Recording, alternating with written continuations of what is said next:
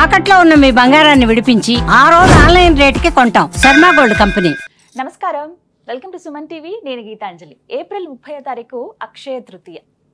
వైశాఖ మాసంలో వచ్చేటువంటి ఈ పర్వదినం చాలా అత్యద్భుతమైనది, విశేషమైనదని చెప్తారండి. అయితే అక్షయ తృతీయ అనగానే మనందరికీ ముందుగా గుర్తొచ్చేది బంగారం కొనాలి ఆ రోజు ఎంతో కొంత అని. కనీసం ముందుగా మనం తీసుకున్న ఆ రోజు ఆర్డర్ తీసుకుంటారు చాలా మంది వెళ్ళి షాప్ దగ్గరికి వెళ్ళి. అసలు శాస్త్రంలో నిజంగా బంగారం కొనమని చెప్పబడి ఉందా? మరి ఎందుకు మనం ఈ విధంగా చేస్తున్నాం? అసలు ఆ రోజున ఎవరి ఆరాధన చేయాలి? అక్షయ తృతీయ అంటే మన ఇంట్లో క్షయం కాకుండా ఎప్పుడు సమృద్ధిగా ఉండేటువంటి పాత్రల్లాగా, అక్షయ పాత్రల్లాగా మనం ఏమైనా తయారు చేసుకోవచ్చా? అలాగా అసలు అది సాధ్యమవుతుందా?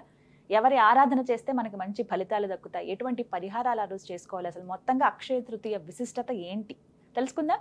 వివరించేందుకు ప్రస్తుతం మనతో పాటు ఉన్నారు ప్రముఖ జ్యోతిషులు బ్రహ్మశ్రీ నందిబట్ల శ్రీహరి శర్మ గురువు గారు. వారితో మాట్లాడదాం. గురుగారు నమస్కారం అండి.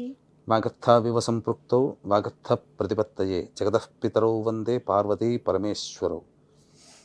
సదాశివసమారంభాం శంకరాచార్య మధ్యమాం అస్మదాచార్య పర్యంతం వందే గురు పరంపరాం. ఆదిత్యాయ చ సోమాయ మంగళాయ బుధాయ చ గురుశుక్ర శనిభ్యశ్చ రాహవే కేతవే నమః. శృంగేరి జగద్గురు పీఠాధిపతులకి, కంచి పీఠాధిపతులకి నమస్కారములు తెలియజేసుకుంటూ కార్యక్రమాన్ని ప్రారంభిద్దాం.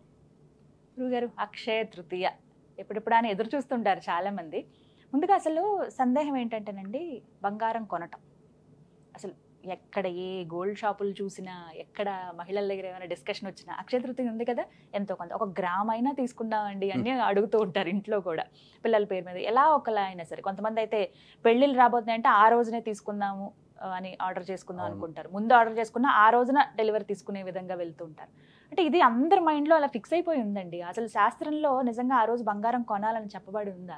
మీరు ఈ అక్షయ తృతీయ గురించి అన్నారు, ఇంకొకటి కూడా ఉంది, ధనత్రయోదశి, ధన్తేరస్ అని. ఆ రోజు కూడా బంగారం కొనుక్కుంటారు. అసలు ఏంటంటే ఈ పర్వదినాల్లో దేవతా ఆరాధన చేయమని చెప్పినటువంటిది. వ్యాపారస్తులు వాళ్ళ వ్యాపారం పెంచుకోవడం కోసం బంగారం కొనుక్కోండి, మీ ఇంట్లో గ్రాము బంగారం కొంటే కిలో బంగారం మీరు వచ్చే సంవత్సరం కల్లా మీరు కళ్ళ చూస్తారు అని చెప్పి ఆశ పెట్టి, ఆశ మనిషిని అట్లా కొనుగోలు చేస్తుంది. అసలు బంగారం గురించి తెలిస్తే అసలు ఎవ్వరు కూడా బంగారం జోలికి వెళ్ళరేమో అనిపిస్తుంది. ఎందుకనంటే కొన్ని వందల టన్నుల మట్టిని శోధిస్తే తప్ప ఒక్క గ్రాము బంగారం తయారు కాదమ్మా. కలిపురుషుడు ఎక్కడ ఉంటాడో తెలుసా?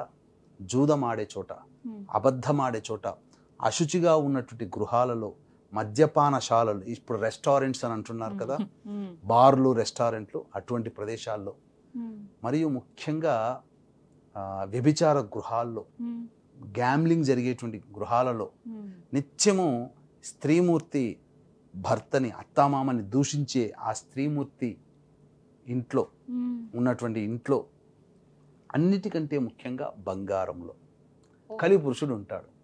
అందుకని శాస్త్రంలో ఏం చెప్పబడిందంటే, బంగారం దొరికింది అని అంటే సంతోషపడకుండా బంగారాన్ని ఎక్కడో చోట సద్వినియోగం చేయమన్నారు. అందుకే మీకు గమనించుకుంటే వేమన సైతము, ఆదిశంకరాచార్యుల సైతము కూడా బంగారాన్ని తయారు చేసే విద్యని సంపాదించారు. కానీ ఆ విద్యని సంపాదించుకున్న వాళ్ళు లోకోపకార్థం ఉపయోగించుకోవడం తప్ప మీ స్వార్థానికి బంగారాన్ని వాడుకోకండి అని చెప్పి, బంగారం కొనడము అనంటే కలిపురుషుణ్ణి మన ఇంట్లో మనం పెట్టుకున్నట్టే లెక్క. కాబట్టి పండుగ రోజున మన అక్షయ తృతీయ అంటే ఏంటి? అక్షయం అంటే ఏంటి? క్షయము కానిదంటే నశించనిది అని అర్థం. కాబట్టి బంగారాన్ని తెచ్చుకుంటే ఒక కలిపురుషుడు అంటే 100 కలిపురుషులతో సమానంగా బంగారాన్ని పెట్టుకున్నట్టు చెప్తే భయం వేస్తుంది. కానీ అసలు ఆ రోజు ఏం చేయాలండి? అక్షయ తృతీయ రోజు, అక్షయ తృతీయ రోజున ముఖ్యంగా అక్షయ తృతీయ రోజు విశిష్టత ఏంటనంటే పరశురామ జయంతిగా చెప్పబడింది. గంగాదేవి భూమికి అవతరించిన రోజుగా చెప్పబడింది. సూర్య భగవానుడు పాండవుల యొక్క ఆరాధనకి మెచ్చి అక్షయ పాత్రను ప్రసాదించినటువంటి రోజు. వ్యాస భగవానుల వారు భారతాన్ని రచించేటప్పుడు ఈ అక్షయ తృతీయ రోజునే ప్రారంభించాడు. అన్నిటికంటే ముఖ్యంగా కుచేలుని కలుసుకున్నటువంటి రోజు అక్షయ తృతీయ. అలాగే ఈ అక్షయ తృతీయ రోజున ఈశ్వరుణ్ణి ప్రార్థించి, ఈశ్వరుని మెప్పించి, లక్ష్మితో సమానముగా అధిపతిగా, ధనాధిపతిగా కుబేరుడు అయినటువంటి రోజున. కాబట్టి ఇటువంటి మహత్తరమైనటువంటి రోజున దేవతానుగ్రహాన్ని పొందేటువంటి పూజాది కార్యక్రమాలు, కొన్ని వస్తువులు ఇంటి కొని తెచ్చుకోవడం, కొన్ని వస్తువులు తీసుకురాకుండా ఉండడం లాంటివి చేసుకున్నట్లయితే ఖచ్చితముగా వాళ్ళ కుటుంబంలో సిరి సంపదలు అక్షయమవుతాయి అని చెప్పబడి ఉంది. కాబట్టి ఇవి చెయ్యాలి, దేవతా పూజలు చెయ్యాలి. ఈసారి మనకు అద్భుతంగా అంటే ఈ అక్షయ తృతీయ సాధారణంగా కృత్తిక రోహిణి నక్షత్రంలో ఉన్నప్పుడు కలిసి వస్తే అద్భుతమైన రోజు. కొన్ని గ్రహగతుల ప్రభావం వల్ల మృగశిర నక్షత్రం ఆరుద్ర నక్షత్రం ఉన్నప్పుడు కూడా వస్తూ ఉంటుంటాయి ఈ అక్షయ తృతీయ. కానీ ఈసారి మనకు రోహిణి నక్షత్రంతో కలిసి వచ్చింది, అద్భుతమైనటువంటి రోజు తృతీయ, అక్షయ తృతీయ రోహిణి నక్షత్రము. ఈ రోజున దేవతారాధన చెయ్యాలమ్మా. ముఖ్యంగా సమయం ఏమైనా ఉందా అండి వీటికి? ఈ సమయంలో సమయం చాలా మందికి ఎదురు చూసేటువంటిదేనమ్మా.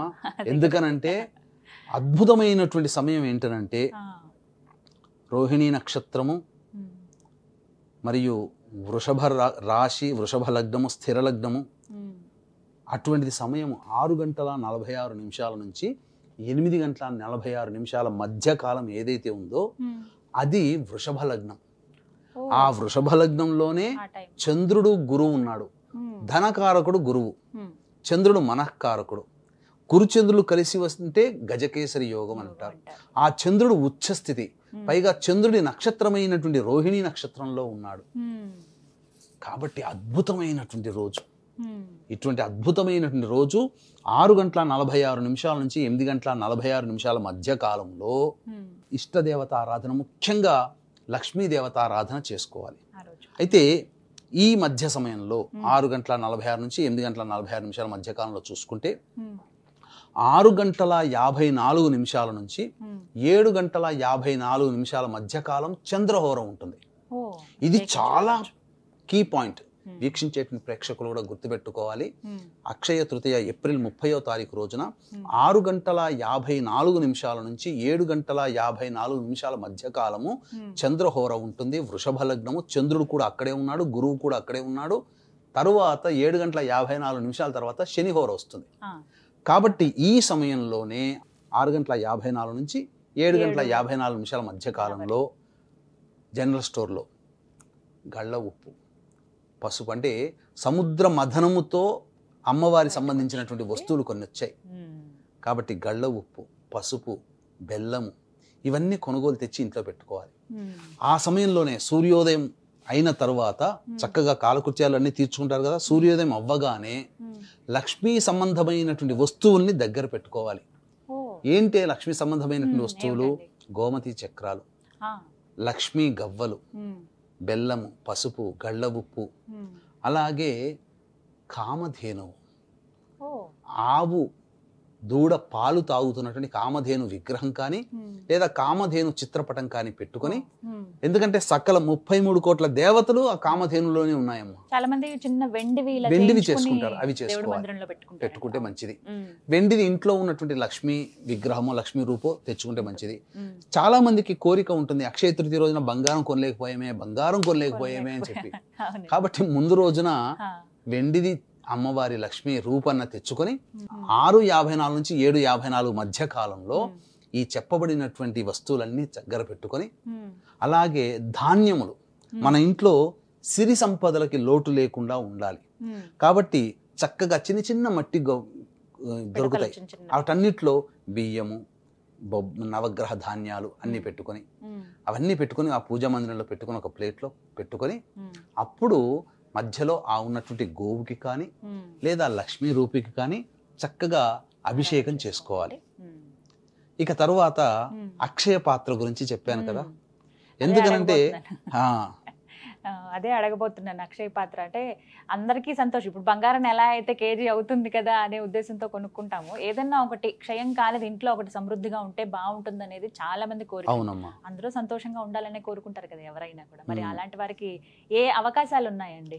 అంటే ముందు రోజున మనం కొన్ని వస్తువులు ఈ అనేటువంటివి తీసుకోవాలని చెప్పి ఇవి తీసుకున్నారు కదా, అప్పుడు ఈ అక్షయ పాత్ర సూర్య భగవానికి మెప్పించి అక్షయ పాత్ర ఎట్లయితే పాండవులు పొందారో, దానివల్ల అరణ్యంలో ఉన్నప్పటికీ కూడా వాళ్ళకి తిండి తిప్పలకి లోటు లేకుండా జీవితాన్ని గడిపారు పాండవులు. ఎంతమంది వచ్చినా వాళ్ళకి అతిథి సత్కారాలు చేశారు. ఏ ఇల్లాలికైనా ఏ పురుషుడికైనా ఏంటి కోరిక? నా ఇంటికి వచ్చిన వాళ్ళు కడుపు నిండా తిని వెళ్ళాలి, 10 మందికి నేను అన్నదానం చేసే శక్తిని నాకు ప్రసాదించాలని ప్రతి దంపతులు కోరుకుంటారు. ప్రతి వాళ్ళు మన ఇంట్లో భోంచేస్తే చాలు కదా మన ఇంటికి వచ్చిన వాళ్ళని ప్రతి ఆడపిల్ల కోరుకుంటుంది. కాబట్టి అటువంటిది అక్షయ పాత్ర మనం సంపాదించుకోలేకపోయినా అక్షయ తృతీయ రోజున ఒక పాత్రని గనక సిద్ధం చేసుకుంటే ఆ రోజు దరిమల వాళ్ళకి ఆ పాండవులు పొందిన అదృష్టం వాళ్ళు పొందుతారమ్మా. కాబట్టి ఏంటి ముందు రోజే ఇత్తడితో ఉన్నటువంటిది ఒక ఇత్తడిది గిన్నె కొనుక్కోవాలి. గిన్నె కొనుక్కొని చక్కగా శుభ్రం చేసుకొని ఆ 6:54 నుంచి 7:54 కాలంలో మధ్యకాలంలో పూజ చేస్తారు కదా, చక్కగా బెల్లం పాయసం ఆ గిన్నెలో వండి, పెద్ద గిన్నె తీసుకోవాలి, వండి చక్కగా నైవేద్యం పెట్టాలి స్వామి.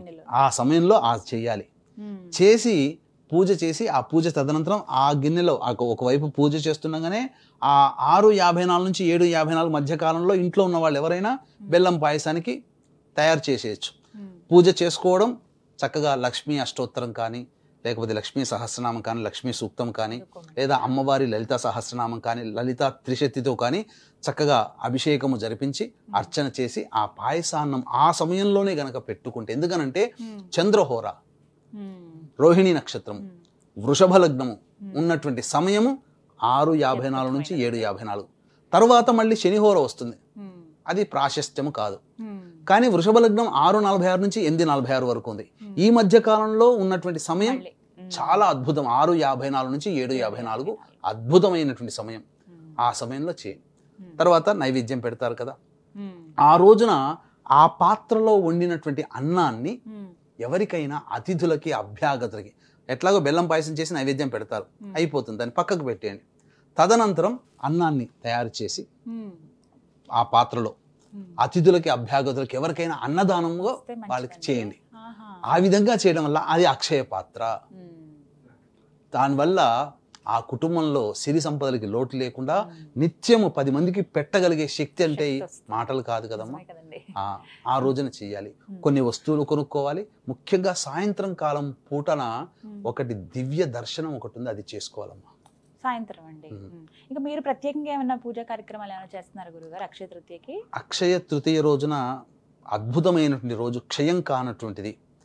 అంటే శక్తిపాతము చేసినటువంటి పూజ చేసి, అంటే ఆ రోజున ముఖ్యంగా లక్ష్మీ మూలమంత్ర సంపుటిత లక్ష్మీ సూక్త హోమము, అలాగే శని దోషముతో శని బాధలు పడుతున్నటువంటి వాళ్ళు మీనం, మేషం, మిథునం, కర్కాటకం, సింహం, కన్య, వృశ్చికం, ధనుస్సు, కుంభరాశులలో జన్మించినటువంటి వారు శనిదోష పరిహారార్థమై శనీశ్వర హోమం, మన్యుపాశుపత మూలమంత్ర హోమముతో, లక్ష్మీ మూలమంత్ర సంపుటిత లక్ష్మీ సూక్త హోమముతో చేయబడినటువంటి శక్తిపాతం చేయబడినటువంటి శంకరుంగలి మాలని ఆ పూజలు హోమాలన్నీ జరిపించి వాళ్ళ గోతనామాదులతో ఆ శంకరుంగలి మాలని శక్తిపాతం చేసి ఇవ్వడం జరుగుతుంది. దాన్ని ధరించడం ద్వారా వివాహం కావలసిన వాళ్ళకి వివాహాలు, నరదృష్టి, నరఘోష, అలాగే కుజదోషము, కాలసర్పదోష నివారణాలు, అలాగే ముఖ్యంగా ధనపరమైనటువంటి సమస్యలు, ముఖ్యంగా ఈ యొక్క రాశులలో జన్మించినటువంటి వాళ్ళు ఉన్నారు కదా, శని దోషం, ఇప్పుడు శని మీన రాశిలోకి మారాడు కాబట్టి మీనం, మేషం, మిథునం, కర్కాటకం,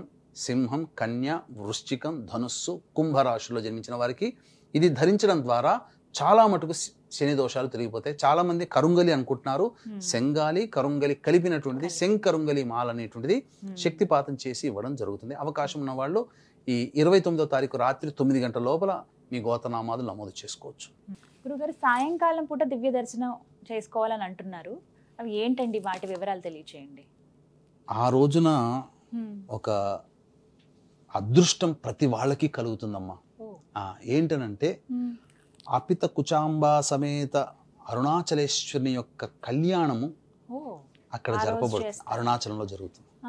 అది దర్శించడం ద్వారా మనం ఇక్కడ ఉండి కూడా ఆ కళ్యాణం జరుగుతున్న క్షేత్రం సమయంలో మన దేహంలో ఉన్నటువంటి సూక్ష్మ శరీరం అక్కడికి వెళ్ళి ఆ కళ్యాణాన్ని తరించి ఆ పుణ్య ఫలితాన్ని మళ్ళీ మన దేహానికి ఇస్తుంది. ఏం చేయాలంటే ఆ రోజున చంద్రుడిని దర్శనం చేసుకోవాలి. చంద్రుడు ఈశ్వరుడి సిగలో, అమ్మవారి కిరీటంలో, అమ్మవారి సిగలో ఏ విధమైనటువంటి రూపం ఉంటుందో చాంద్ అని అంటారు కదా, అటువంటి రూపం తృతీయ రోజు అలాగే నెలవంక వస్తుంది కదండి. ఆ రూపం అప్పుడు కనబడుతుంది. ఒక్కసారి ఆ చంద్రుని చూస్తే ఎంత ఆనందం కలుగుతుందంటే నిజంగా చాలా ఆ బాగుంటుంది. ఆనందం చాలా బాగుంటుంది. అవునండి, అవును. ఆ చంద్రుని నమస్కారం చేసుకొని అరుణాచలేశ్వరాయ నమః, అరుణాచలేశ్వరాయ నమః, అరుణాచలేశ్వరాయ నమః 3 సార్లు అనుకుంటే చాలు మన సూక్ష్మ శరీరం అక్కడికి వెళ్ళిపోతుంది. ఆత్మ ప్రయాణం చేసి ఆ స్వామి కళ్యాణాన్ని తనివి తీరా దర్శించుకొని మళ్ళీ మన శరీరంలో ప్రవేశిస్తుంది. తద్వారా మన కంటితో మనం చూడకపోయినా మన దేహంలో ఉన్న మన దేహాన్ని ఆశ్రయించినటువంటి ఆత్మ ఆ ఫలితాన్ని పొందుతుంది. కాబట్టి దివ్యానుగ్రహ ప్రభావం కలుగుతుందని చెప్పవచ్చు. అలాగే గురుగారు, అక్షయ తృతీయ రోజు ఖచ్చితంగా ఈ వస్తువులు కొనాలి, ఇవి కొనకూడదు అంటూ ఏమైనా నియమాలు ఉన్నాయా అండి? ముఖ్యంగా ఇనుప వస్తువులు కొనకూడదు ఆ రోజు చాలా మంది బ్లేడ్లు, కత్తెరలు, గుండు సూదిలు, గుండు పిన్నులు ఇట్లాంటివి పర్చేస్ చేస్తుంటారు. స్టీల్ సామాన్లు, అల్యూమినియం సామాన్లు అస్సలు కొనకూడదు.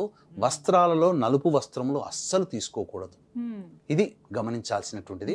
ఇక ఖచ్చితంగా తీసుకోవలసినటువంటి వస్తువుల్లో లక్ష్మీ గవ్వలు, బెల్లము, గళ్ళ ఉప్పు, పసుపు, అలాగే ఈ సంబంధించిన గోమతి చక్రాలు, నక్షత్ర గవ్వలు, ఇలాంటివి అన్నీ కూడా శుభప్రదమైనటువంటివి, మంగళప్రదమైనటువంటివి వస్తువులని మనం తీసుకోవాలి.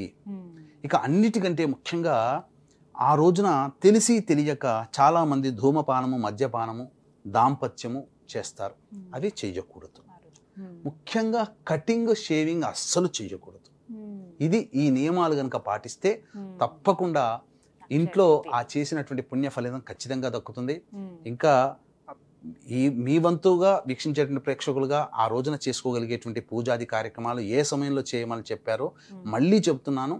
సమయం 6:46 నుంచి 8:46 వరకు వృషభ లగ్నం ఉంటుంది. లగ్నంలోనే చంద్రుడు, గురువు ఉన్నాడు, స్థిర లగ్నము, పైగా ఆ రోజు రోహిణి నక్షత్రము మరియు చంద్రహోడ కూడా, ఇవి కూడా కలిసి ఉండాలంటే 6:54 నుంచి 7:54 మధ్య సమయం చాలా ప్రత్యేకం, చాలా ప్రాశస్త్యమైనటువంటిది, మహత్తరమైనది, బలవంతమైనటువంటి ముహూర్తం. ఆ సమయంలో పూజ చెప్పిన విధంగా మన మొదట్లో చెప్పాం ఆ విధంగా చేసుకోవడం.